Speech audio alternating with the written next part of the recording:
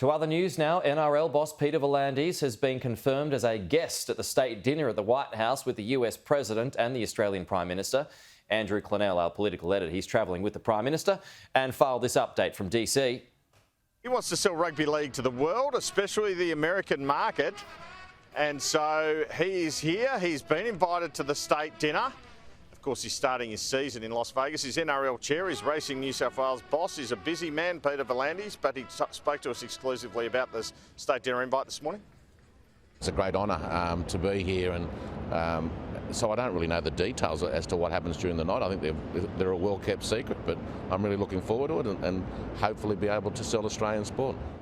Peter V'landys even sees a role for rugby league in the diplomatic world. He says it's popular in Pacific countries. This can help Australia's ties with Pacific countries and, I guess, keep the China threat at bay.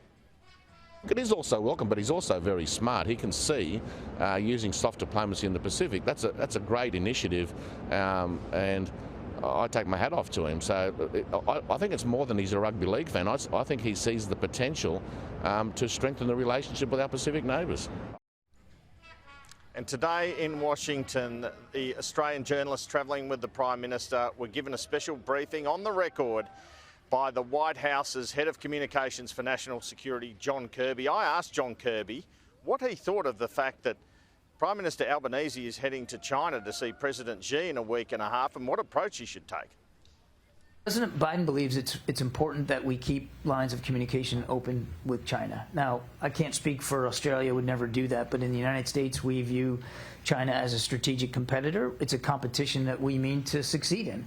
That means being able to cooperate where we can, communicate where we must, and obviously, as appropriate, work to counter some of the PRC's intimidation, coercion.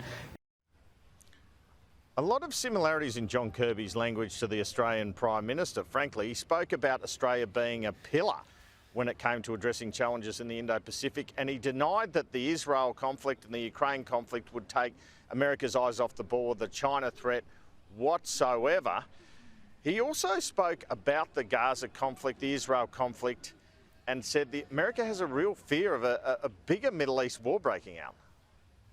We're deeply concerned about that. And one of the reasons why the president has added additional force posture in the region to include 2 carrier strike groups is to try to prevent that from happening and to send a strong signal to any actor or nation state that might want to see advantage in widening and escalating this conflict that they shouldn't. And the White House National Security spokesman John Kirby also foreshadowed one of the announcements tomorrow when Joe Biden and Anthony Albanese meet, and that is that US space rockets will be taking off from Australia, he says. The 2 leaders will discuss and announce significant deliverables during the visit, for instance, announcing new advanced tech cooperation, particularly, as I said, on artificial intelligence, and highlighting a new space agreement that will allow US companies to launch to space from Australia.